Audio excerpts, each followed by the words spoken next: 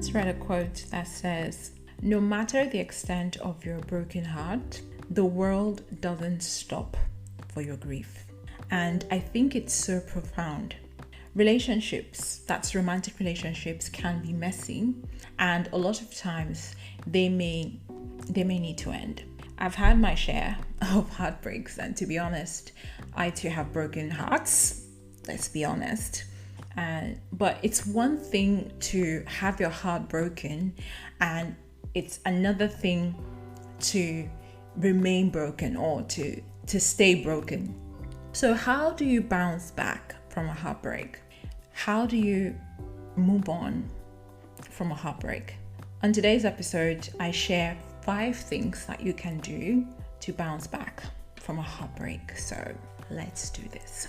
Hey lovelies, welcome to another episode of Life Lessons with Law, where we dive into real life topics around womanhood, love, life, faith, and everything in between. My name is Loretta, and of course, it is always a pleasure to hang out with you here. Thank you, and thank you for choosing to spend this time with me. I do not take it for granted. I am really grateful, sincerely grateful. So thank you. All right, so today we're talking about how you bounce back from a heartbreak. So let's just get this straight. Heartbreaks are devastating. I mean, when a relationship ends, it's, oh my God, it's like, it's you almost feel like your heart is literally, you almost feel like your heart is literally shattering.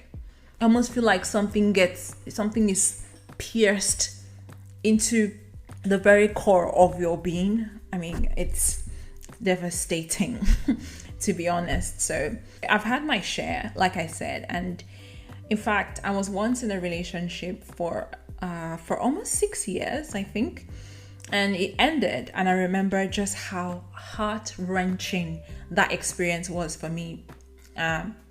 It was really hard at that time, to be honest, but yes, I look back now and it is one of the best, like one of the best things that have happened to me. Like, it is one of the biggest blessings in my life that particular relationship came to an end. Every time I think about it, I'm like, oh, thank you, Jesus.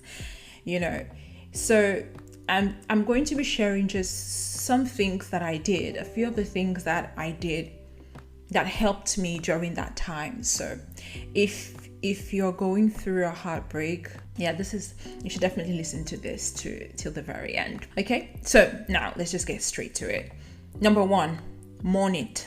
Like, mourn the loss of that relationship. And I know that the word mourn it's probably not the word that you're probably expecting. It's a sad word. I mean, because it feels like, of course, it's used when someone dies. But then again, if you think about it, this relationship died. So you have to mourn the loss of that relationship. You need to let that pain out. Let it out. Like, cry, wail, scream if you must, but whatever it is that you need to do to get that energy out of you, please do so and get it out of you. So release that energy and just follow the rhythm of your body and just let that get out of you. For me, I had to pray, and to be honest, prayer is a powerful way to release emotions. And the Bible says that God heals the brokenhearted and binds up their wounds. So prayer for me was a way of mourning. So, and this doesn't mean that I did not cry. Of course I did cry, but I also prayed. And I remember I had to, it was so horrible, that experience, that, I just had to go back to God to say, look, this is me. And I don't know how I'm going to deal with this. I don't know how I'm going to come out of it. Like, I just had to be very open and honest to God about it. And I remember that when I was praying to God, it's really funny, when I was praying to God about my hurt and how pained and upset and how much I felt betrayed, God told me to pray for my ex. And I was like, oh, no way, I'm not going to do that. God was like, yeah, pray for the person that hurt you and bless that person. And I'm like, oh my God, like I came here to talk about my own hurt, and you're telling me to pray for the person who, is the cause of all this. But then, I did. I did. And the remarkable thing is that it did something to my heart when I prayed and I spoke positive words about this person in my prayer and spoke words of blessing over this person. I slowly started seeing things differently. I moved from anger to gratitude. It was interesting to see that, to go through that mental shift, because it was like moving from feeling betrayed and heartbroken to feeling grateful to God that He blessed me with the opportunity to do better and to meet someone better. And the fact that I was like, oh God, I'm so grateful that we will both get the opportunity, that's me and my ex, will both get the opportunity to meet better people. So it did something in my heart. So that's another thing that you can do. You can pray, right? And I know that blessing your ex and praying for the person that hurt you might not seem like the reasonable thing to do, but God is good, period. And God will not stop blessing another person simply because that person hurt you. It's just, I know, but it is what it is. Because you too, you have also hurt people, and He still blesses you. You probably have also done things that made other people feel bad or betrayed. Sometimes unintentionally, but it doesn't stop God from blessing you. Let God do His own work in the person that hurt you, and let Him do His work in you as well. Jesus also died for your ex, my darling. I know. I know, but yeah, Jesus also died for your ex. So it is what it is. So yeah, just release that frustration out of you. Just let it go. Pray. Another way you can release that energy is to journal. And I know that not everyone is a journal girly, and that's okay. But if journaling is your thing, please feel free to do this. And if it's not, feel free to skip.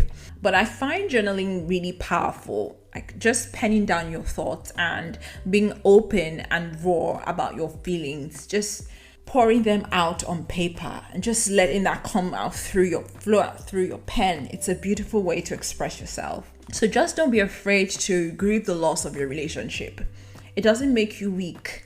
It just shows that you're human, okay?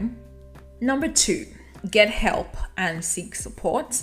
Humans weren't created for isolation. We are social beings that thrive on social connections, but there are 2 extremes when it comes to healing a broken heart. The first is the temptation of isolation. When you're going through a heartbreak, there's a high possibility of slipping into depression and not wanting to connect with other people around you. You might want to just withdraw to yourself. You don't want to go out and do the things that you used to enjoy. It's an extreme that is not helpful, to be honest. You need to get help. And help could look like you seeking counseling.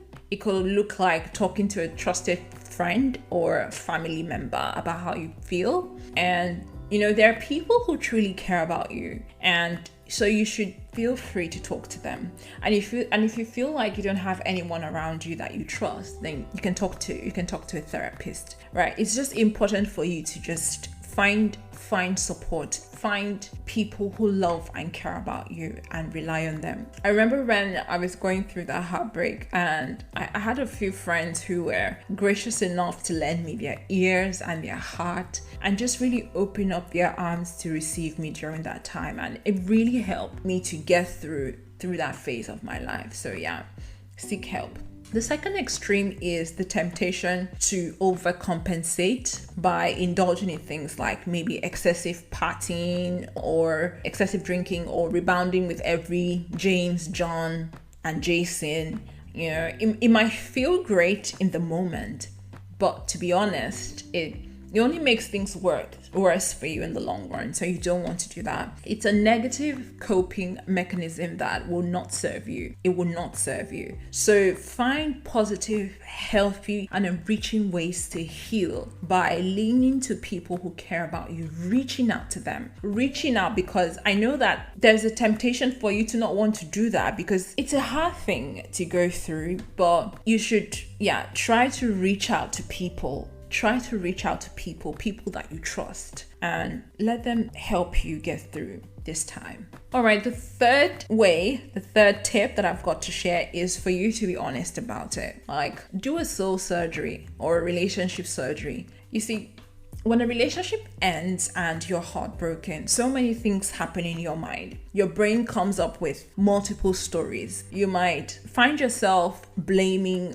the other person, or blaming yourself, or blaming somebody else. It might hurt your self-esteem, and you might begin to look down on yourself. You might begin to feel as though you probably weren't good enough, or something's wrong with you, or you might slip into the temptation of blaming the other person and wishing the other person bad. But you really don't have to do that, to be honest. You need to sit down and come to terms with your reality. Ask yourself hard questions. So what I did when I went through that phase was that in that moment, I took out my journal and I began to write my understanding of what happened. There are 3 sides to the story. There's your side, there's their side, and there's the truth.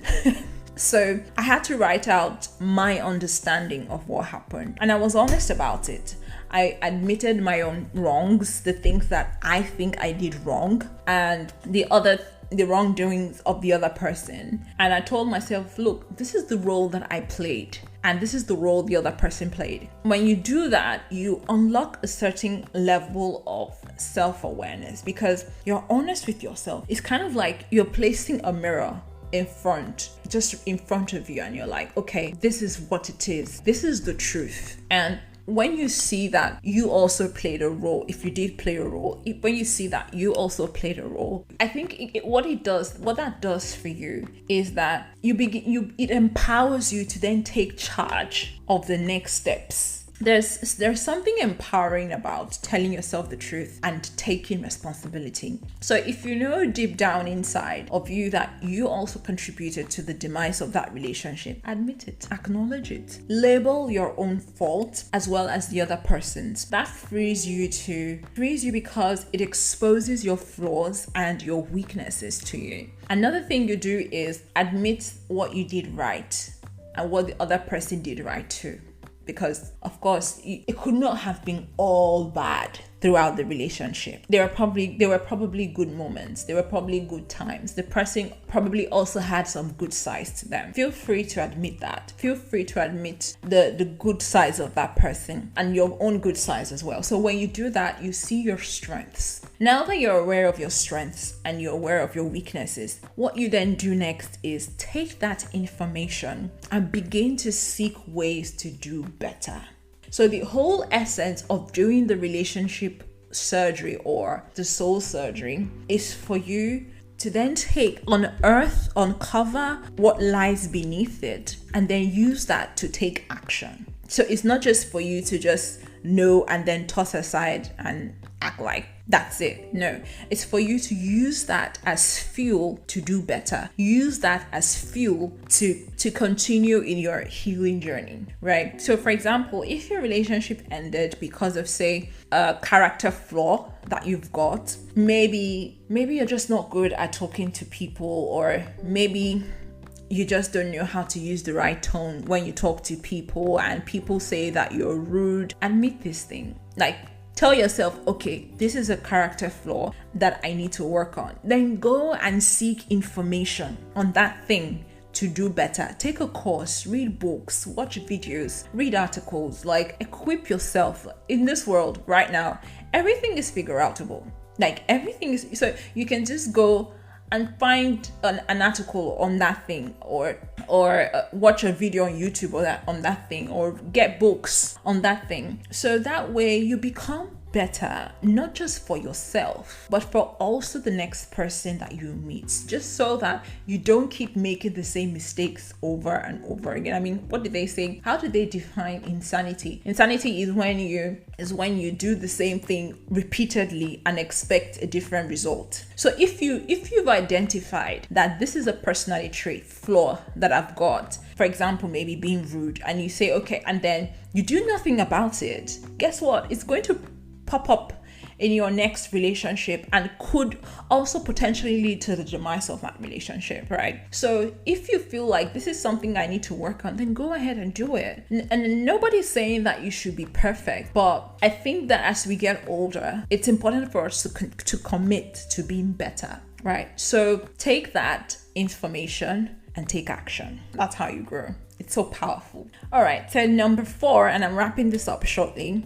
Go no contact. And I know that there's so many people who are like, no, just because a relationship ended doesn't mean that you just, burn bridges and all of that. And I get that. You don't have to burn bridges, but especially when the breakup is still fresh, I am pro no contact. So if the relationship just ended, please, I beg you, you have no business contacting your ex. I believe exes should remain exes. There's no need to resurrect them in the present. It's hard for sure. In fact, I remember when a few months after my relationship ended, and it was so tough for me that I'll be so devastated, and then I'll text my ex, and then I'll feel so like there's this shame that will well up in me afterwards. And at some point I told myself, like, you know what? If I perish, I perish.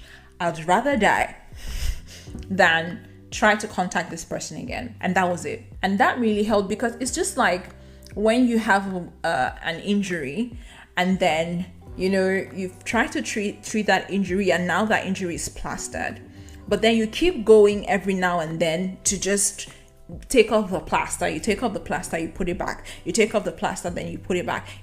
The more you do that, the more you extend your healing period. It's going to take longer for that wound to heal. And so it's the same thing. If the breakup is still fresh and you keep going to your ex, you want to check on them, keep going to their social media page, the more you do that, the more you open up that wound and delay your healing process. So please leave your ex alone.